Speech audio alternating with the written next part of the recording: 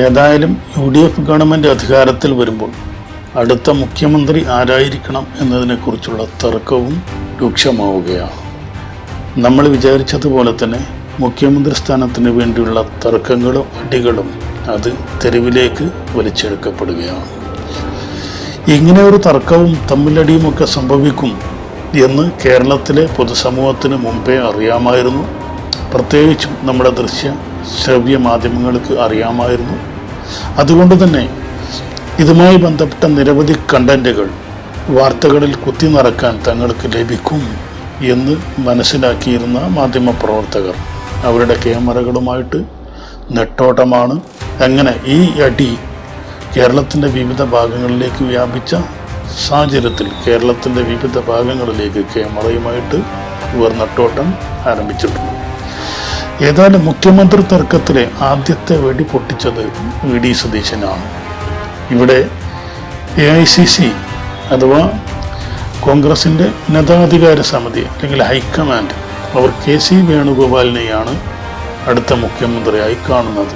അത് മനസ്സിലാക്കിയ VD സതീശൻ ആദ്യമേ വെടിപൊട്ടിച്ചു.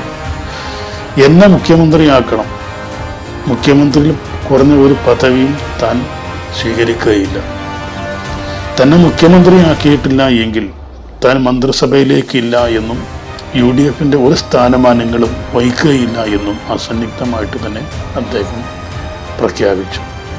അതേസമയം രമേശ് ചെന്നിത്തല എന്ന് പറയുന്ന മറ്റൊരു നേതാവ് കൂടി മുഖ്യമന്ത്രി സ്ഥാനത്തിന് കുപ്പായം തേച്ച് ഇരിക്കുകയാണ്.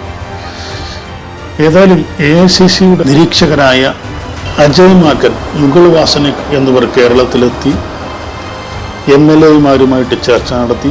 ഓരോ MLAയും വ്യക്തിപരമായി കണ്ട് അവരുടെ അഭിപ്രായങ്ങൾ ആരാഞ്ഞു.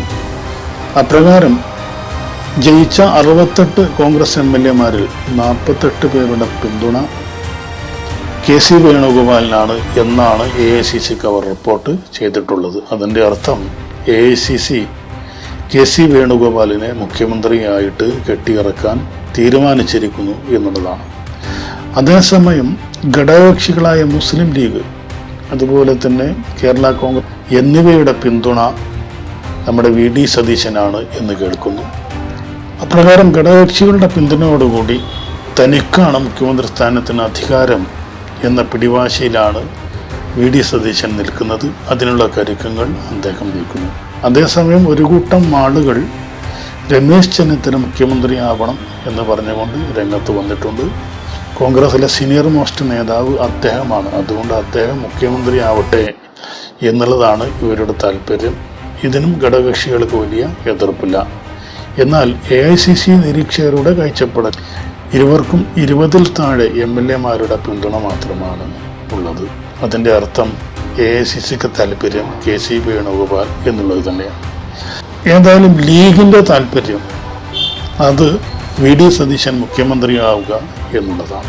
അതുപോലെ തന്നെ കോൺഗ്രസിൻ്റെ മുഖ്യമന്ത്രിയായി മുമ്പേ VD സതീശനെ പ്രഖ്യാപിച്ചിട്ടുള്ളവരാണ് ജമാഅത്തെ ഇസ്ലാമിക്കാർ. ജമാഅത്തെ ഇസ്ലാമിക്കാരുടെ താല്പര്യവും VD സതീശൻ മുഖ്യമന്ത്രിയായിട്ട് വരട്ടെ എന്നുള്ളതാണ്. ജമാഅത്തെ ഇസ്ലാമിയുടെ താല്പര്യം എന്താണോ അത് തന്നെയായിരിക്കും മുസ്ലിം ലീഗിൻ്റെയും താല്പര്യം. ഇത് മനസ്സിലാക്കിയ കോൺഗ്രസിലെ ചിലർ, KC വേണുഗോപാലിനെ പിന്തുണക്കുന്ന ചിലർ മുസ്ലിം ലീഗിനെതിരെ പൊട്ടിത്തെറിച്ച രംഗത്ത് വന്നിട്ടുണ്ട്. ഉദാഹരണത്തിന് മാത്യു കുഴൽനാടൻ.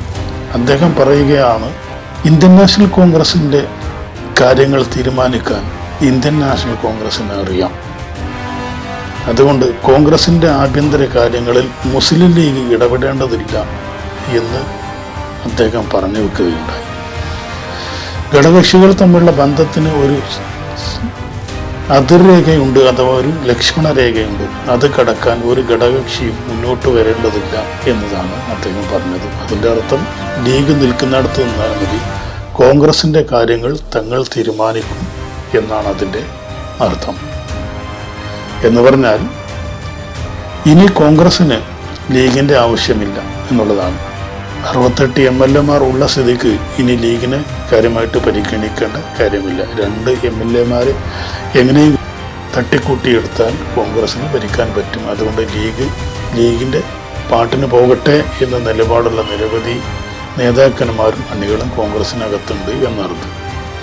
നമുക്കറിയാം, കോൺഗ്രസ് എന്ന് പറയുന്ന പാർട്ടിയിലെ ഏതെങ്കിലും സ്ഥാനാർത്ഥികൾ കേരളത്തിലെ ഏതൊക്കെ മണ്ഡലങ്ങളിൽ വിജയിച്ചിട്ടുണ്ടെങ്കിൽ അതിന് അവർ കടപ്പെട്ടിട്ടുള്ളത് ലീഗിനോടാണ്.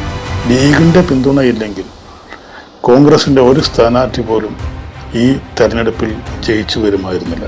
കാരണം UDFനെ ചലിപ്പിക്കുന്ന ചാലകശക്തി ഘടകം അത് ലീഗാണ്.